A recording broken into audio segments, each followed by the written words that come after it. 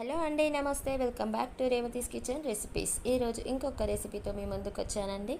అదే chicken fry biryani. So ఈ chicken fry biryani అయితే నేనైతే చేయలేదండి, మా ఆయన చేశారు. సో ఆయన చేస్తుంటే నేను ఈ వీడియో తీశాను. సో ఆయన ఎలా ప్రిపేర్ చేశారో నేను ఈ వీడియో మొత్తం మీకు చూపిస్తాను. ఎక్కడ కూడా స్కిప్ చేయకుండా చూడండి. ఫస్ట్ టైం నా వీడియో అయితే చూస్తున్నట్లయితే మీరు సబ్స్క్రైబ్ చేసుకోండి. నా వీడియోస్ మాత్రం మీకు నచ్చితే లైక్ చేయండి, అలాగే షేర్ చేయండి. సో దీనికోసం అయితే నేను కొత్తిమీర, పుదీనా, 2 ఆనియన్స్ అయితే కట్ చేసి పెట్టుకున్నాను. అలాగే బోన్లెస్ చికెన్ అయితే తీసుకొని ఆ పీసెస్ కట్ చేసుకొని అందులో కార్న్ఫ్లోర్ పౌడరు, కారం, ఉప్పు, పసుపు, అల్లం అన్నీ కూడా కలిపేసుకొని 1 అవర్ ఫ్రిడ్జ్లో పెట్టేసుకున్న తర్వాత డీప్ ఫ్రై చేసుకొని ఇలా పక్కన పెట్టేసుకోవాలండి. ఇలా పక్కన పెట్టేసుకున్న తర్వాత ఒక గిన్నె తీసుకొని అందులోకి 2 స్పూన్ల నెయ్యి, 1 స్పూను ఆయిల్ వేసేసుకొని అలాగే అందులోకి బగారాకి సంబంధించిన అన్ని దినుసులు కూడా వేసేసుకోవాలండి. ఇలా అన్నీ వేసేసుకొని బాగా కలుపుకోవాలి. నేనైతే అన్నీ వేసేసాను బగారా ఐటమ్స్. సో ఈ జాజికాయను మాత్రం ఇలా పొడి చేసేసాను. అలాగే అందులోకి ఆనియన్స్ అండ్ పచ్చిమిర్చి కూడా, అల్లం కూడా, కరివేపాకు, కొత్తిమీర, పుదీనా అన్నీ ఒకేసారి వేసేసామండి.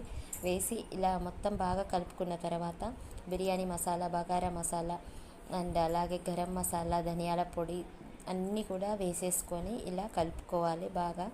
అవి మొత్తం కొంచెం మగ్గిన తర్వాత అందులోకి ఒక 2 బాటిళ్ళ వాటర్ అయితే తీసుకున్నాను. అంటే 4 గ్లాసెస్ వాటర్ అయితే తీసేసుకొని పచ్చిమిర్చి అండ్ కరివేపాకుని కూడా చేసామండి, వేయించి అందులో పెట్టుకోవాలి.